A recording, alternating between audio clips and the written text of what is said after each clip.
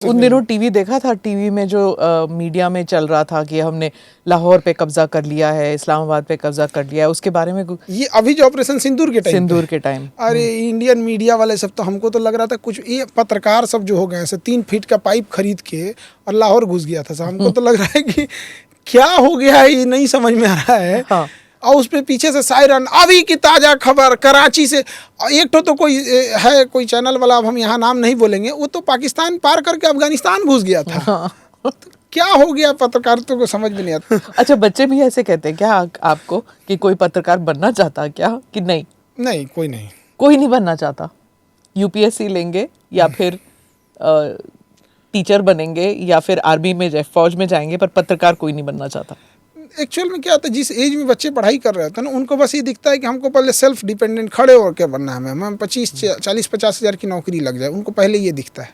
पहले हम घर से स्ट्रांग हो जाए, घर टपक रही है बरसात में उसको ढलवा दे, बेटी बहन पड़ी हुई है घर में उसकी ब्याह करा दे, पिता माँ की बीमारी है, किसी के पिता को पथरी है 2 साल से, डॉक्टर का ऑपरेशन करा लो मर जाएंगे, लेकिन बेटा पढ़ रहा है, तो वो उन बच्चों को एंटरप्रेन्योर नहीं समझते। वो उनको बस ये दिखता है कि हमको जल्दी से कामयाब हो। बच्चों की अटेंशन कैसे आप करते हैं? जब मैं लेक्चर कहीं देती हूँ ना, तो मुझे तो लगता है कि अगर मैं फर्स्ट 30 सेकेंड बहुत बड़ी बात है, 15 सेकेंड में अगर मैं ग्रिप ना करूँ तो वो लोग अपना मोबाइल निकाल लेते हैं और फिर स्क्रोलिंग चलता है। तो आप कैसे कर लेते हैं ह्यूमर? हमारे क्लास में तो कोई लड़का हो, अगर गर्दन नहीं हिला सकते हैं, लड़की अगर बाल बना दी तो उनको तो सीधा एकदम रहना है यहाँ पे। हाँ। बच्चों को समझ में आता है कि इसको चाहिए क्या, एकदम जीरो से उसको चाहिए और एकदम लेवल था। हम पढ़ाने में एक चीज़ ध्यान देते हैं, अगर कोई बहुत टफ टॉपिक है ना, तो हम पहली बात वो टॉपिक लिखते ही नहीं है, उसके ना कई कंपोनेंट्स में बांट देते हैं ताकि उसका ध्यान ही ना जाए उस टॉपिक के। उसको कई पार्ट कर देते हैं, पहले ये पार्ट समझा देते हैं, 4-5 टुकड़ों में समझा देते हैं, फिर इसको जुड़वा देते हैं, जोड़ो, फिर कहते हैं इसको तोड़ो और फिर जोड़ो। जब जोड़ देते हैं तब कहते हैं देखो भाई, ये बहुत बड़ा आप टॉपिक आप पढ़ाने जा रहे हैं, ये देखो ये टॉपिक है, अभी जो तुम लोग ये तोड़ के जोड़े हो ना, यही वाला टॉपिक था। तो उन्हें लगता है ओए, तो हमको तो पहले ही पता है यहाँ पे। तो उन्हें ऐसा नहीं पता था। हमारे यहाँ एक आदमी बहुत बड़ा गुंडा था, उसके नाम से सब डरते थे। बट हुआ क्या ना कि एक दिन गांव में चोर निकला, वो गांव वाले उसको दौड़ा दिए, दौड़ा इतना मारे ना कि मर गया वो। सुबह उठा तो देखे से कि वही गुंडा था, वो गलती से चोर भागा ना तो वो भी भाग गया, लोग अनजाने में उसको मार दिए। अगर वो जान जाते लोग ना कि ये इंसान है तो पूरा गांव भाग जाता, लेकिन अनजाने में मार दिए से उसको। वही बच्चों के साथ उन्हें लगता है फिजिक्स का न्यूमेरिकल टफ है, वो मान चुके हैं ये टफ है। जैसे बकरी के ऊपर शेर हमला करता है ना, बकरी मान लेती है हम मर जाएंगे, हम सरेंडर कर देती है। तो बच्चों के साथ भी यही होता है। तो जब आप पढ़ते थे तो तब आपको क्या लगता था? अंग्रेजी सबसे हम जब पढ़ते थे तो हमको लगता था कि बाकी बच्चे सब अलग दिमाग लेके पैदा हुए हैं, ऐसा कोई बॉर्नवीटा पिया है, कोई कुछ पिया है, हम थोड़े डिफेक्टेड हमें लगता था।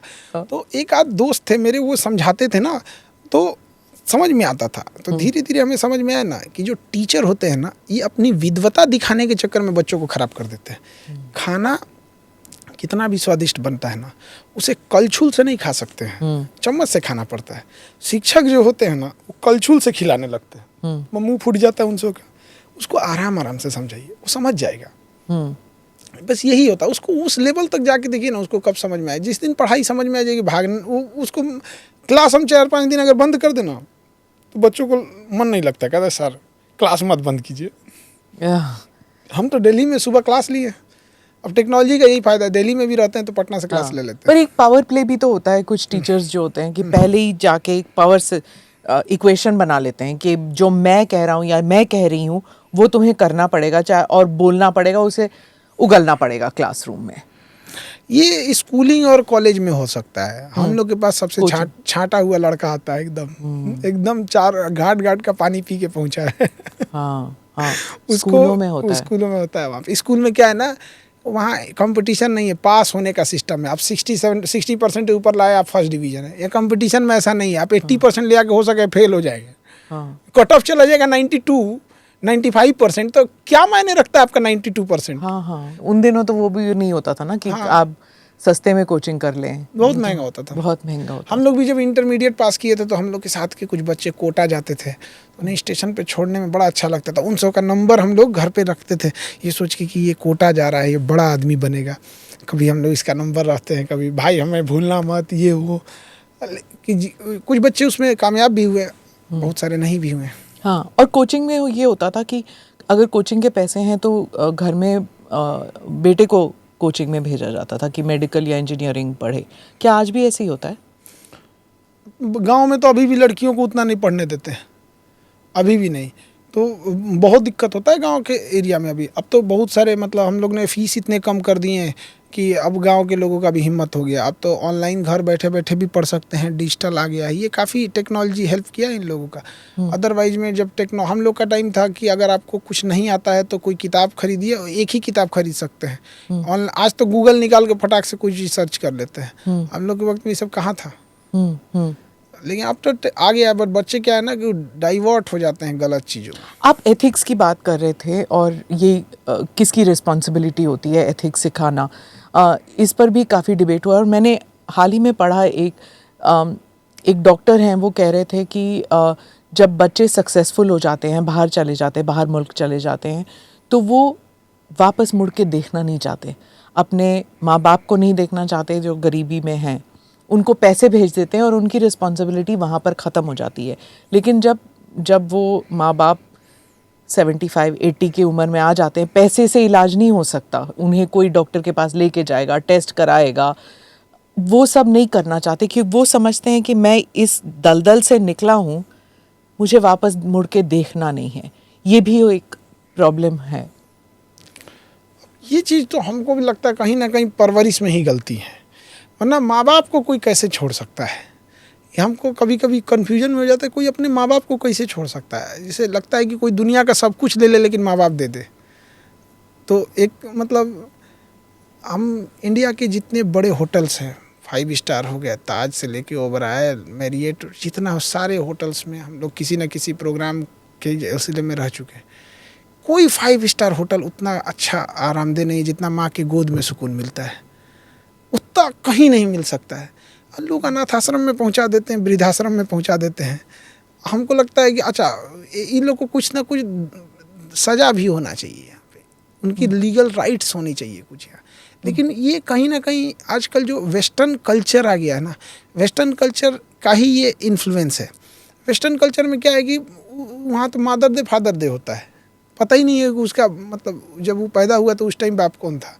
वहाँ तो मतलब यूएस वगैरह में शादी करना मतलब सिम कार्ड खरीदना बराबर है। वहाँ पोर्ट करा लिया भाई तुम्हारा, हम पोर्ट करा लेते हैं इधर से उधर।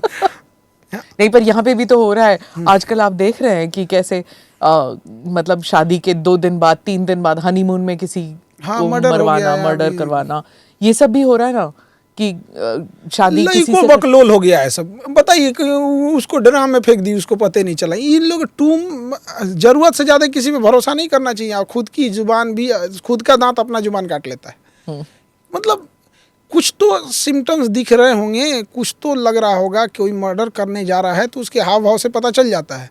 एक तो कोई ड्राम में पैक करके फेंक दी थी यहाँ पे। आजकल तो बहुत ये तो ना कि अरेंज मैरिजेस अभी भी हैं, ठीक है, तो वो अरेंज मैरिज करनी है लेकिन किसी और से लव था, तो फिर यही दिक्कत होती है ना, तो क्लैश ऑफ कल्चर्स जैसे कहते हैं कि आप लड़कियों को खुद पैरों पे खड़ा होना सिखा रहे हैं, लेकिन फिर उसे कहते हैं कि नहीं, शादी जब करनी है तो जो लड़का हमने सिलेक्ट किया है उसी के साथ शादी करनी है। कैसे करेंगी लड़कियां फिर वहां पे?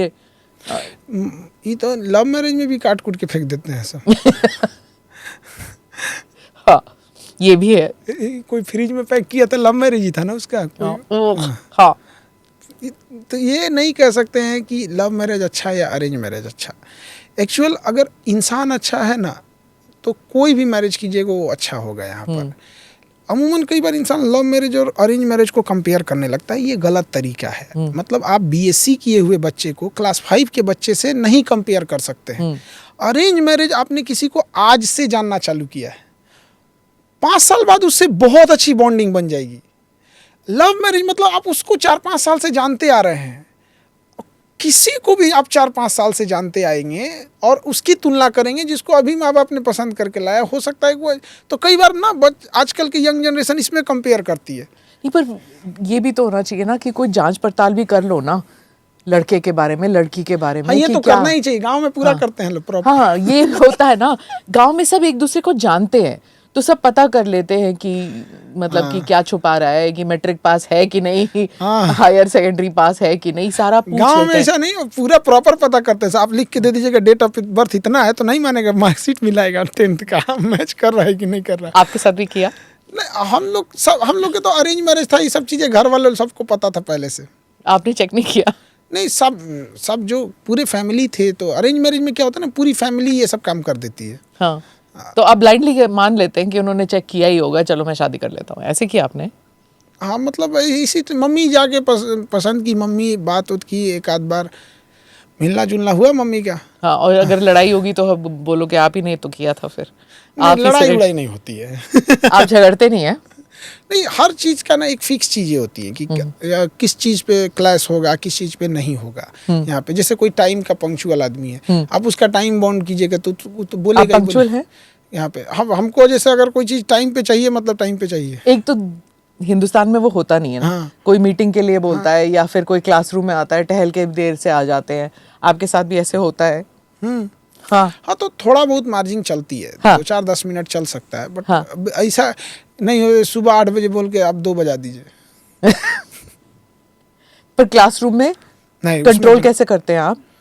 जो इतने बच्चे होते हैं तो आप कंट्रोल कैसे करते हैं कि सब बच्चे टाइम पे हों और कंसंट्रेशन हो, वहाँ पे रहे? कंसंट्रेशन एक बहुत बड़ी चीज़ होती है ना। आजकल लोग कह रहे हैं कि योगा करना चाहिए, मेडिटेशन करना चाहिए, विपासना, ये सब चल रहा है कि बुढ़ापे में ठीक है। यंग जनरेशन के पास टाइम कहाँ है इतना। अच्छी चीज़ है, हम इसका विरोध नहीं कर रहे हैं। एज होने के बाद ये बहुत ज़रूरी हो जाती है। आजकल के लड़के 10 फ्लोर 5 फ्लोर बिल्डिंग पे ऐसे चढ़ दे रहे हैं, क्रिकेट खेल रहे हैं, बदमाशी कर रहे हैं, मोटरसाइकिल साइकिल चला रहे हैं, सब योगा तो हो ही रहा है उसका। कोई गाड़ी, कोई चीज़ को सर्विसिंग की ज़रूरत कब पड़ती है? एक टाइम अब आज ही खरीद के ला, सर्विस सेंटर में थोड़ी दे देंगे उसको। तो बॉडी का भी अपना एक होता है कि 20-25 साल तक तो बिना सर्विसिंग खींच लेता है। नहीं, मतलब एनर्जी एक्सेस होता है ना, तो थोड़ा सा कामनेस होना चाहिए।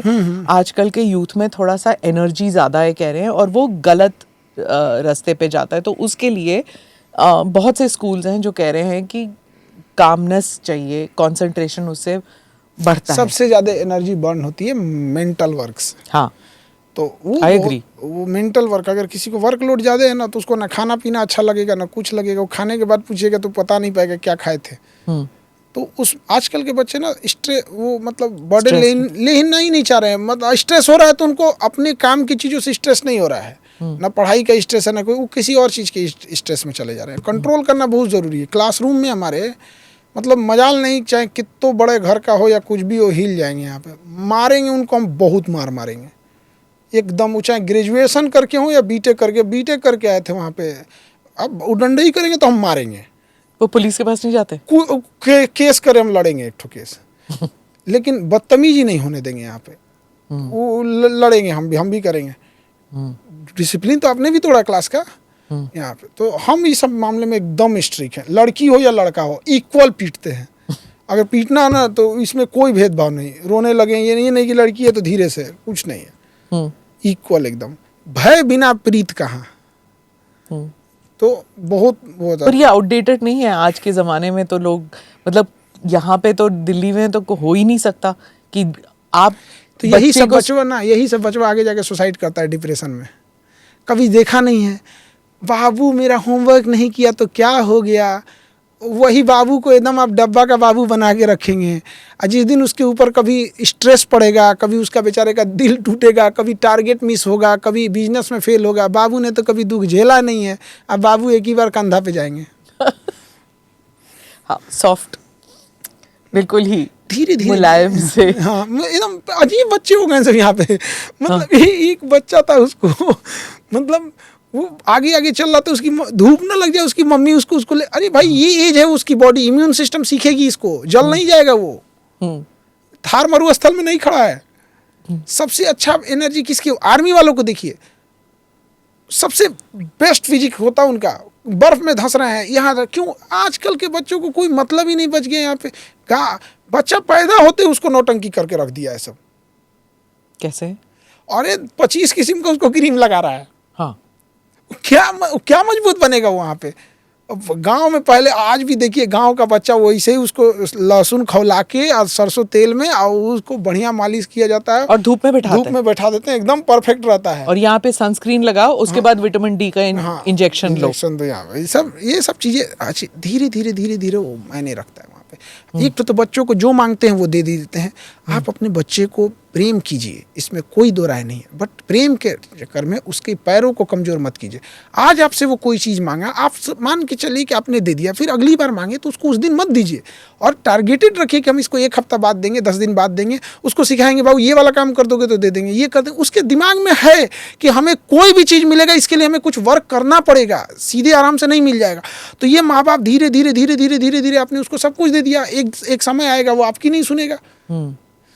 आपने कोटा का जिक्र किया था, तो अभी भी क्या बच्चे कोटा जाके एंट्रेंस एग्जाम लेना जानते हैं, या उनके लिए एक ही गोल होता है कि नीट क्रैक करना है, आईआईटी जाना है, या फिर यूपीएससी क्रैक करना है? अभी भी क्या वही गोल्स होते हैं कि अगर ये नहीं मिला तो हमारी जिंदगी खत्म है?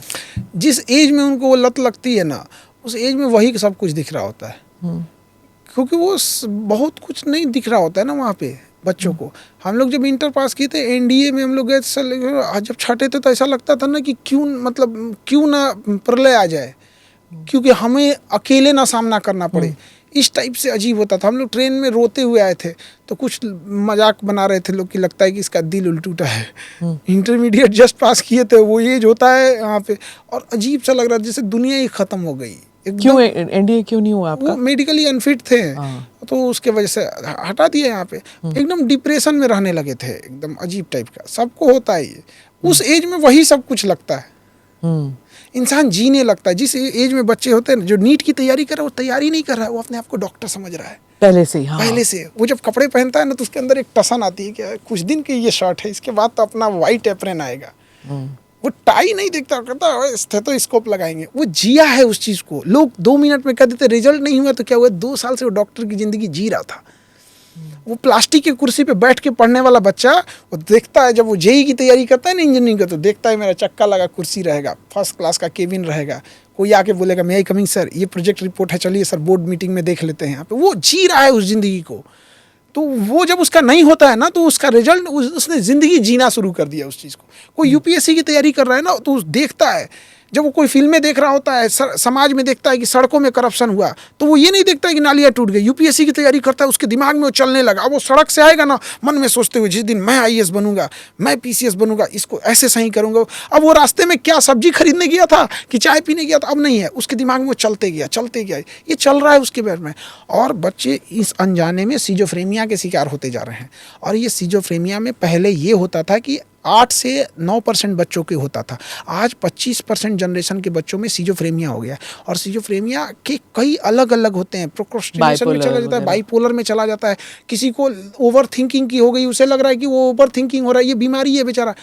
और किसी को लगता है कि कोई दूसरा बात कर रहा है तो उसी के बारे में कर रहा होगा। किसी को लगता है कि उसका पार्टनर उसे धोखा देगा, उसकी वाइफ, उसका हस्बैंड, उसकी माँ, उसकी बहन उसको धोखा देगी। ये अलग अलग टाइप के सिम्टम्स है। और हमारे गवर्नमेंट को तो फुर्सत नहीं है इस पे कोई रिसर्च करने की। हाँ। या कुछ सब करने की। बच्चों का भविष्य बर्बाद हो जाएगा। मोटिवेशनल स्पीकर्स भी तो कहते हैं आपको सिंगल माइंडेड फोकस रहना चाहिए, एक ही होना चाहिए।